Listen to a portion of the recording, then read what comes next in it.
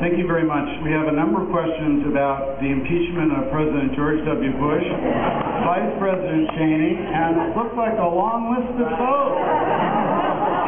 And there looks like very persuasive arguments for that. And I understand why you might decline to comment, but let's start with Ms. Clark. Look, our last president was impeached for much less. I believe that we need to make sure that hearings are held. I mean, the egregious way in which George Bush has gone about being president. First of all, he stole the elections to begin with. And we kind of just sort of let that slide.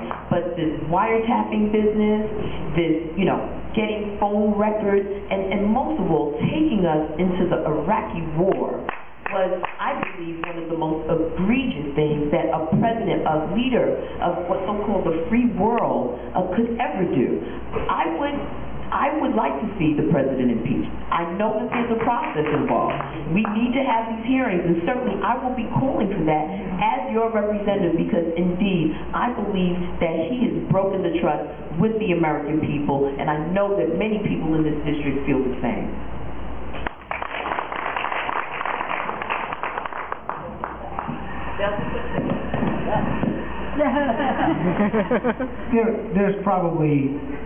There's no reason on earth why I wouldn't want to impeach George Bush.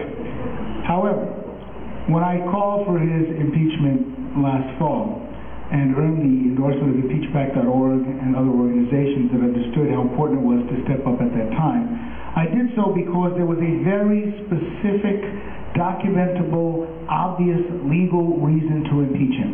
It is precisely because the Clinton impeachment was such an abuse of power by the Congress that everybody is gun-shy to talk about it.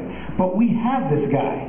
He broke the law. He admitted it. The Republicans in the Senate admitted it. The only issue is who's going to have the majority in November to decide whether or not we're going to have hearings. Yes, we should have hearings on all the other issues because I'm sure there's something there. But we have one issue on which the president can and should be impeached, because impeachment is a process. It is not a conviction. And if we're going to ever hold an elected official accountable for this Constitution of these United States, this is the time when he violated the Constitution and a federal judge has upheld that he did violate the Constitution by spying on us illegally. That broke the law. Impeach him so we can deal with this issue and make sure that any future executives who decide to go down this road have to think 3 times. Thank you.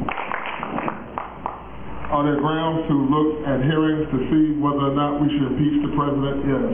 Once those hearings take place, or if they ever take place, will they reveal that he should be impeached? More than likely they're done in an objective way? Yes.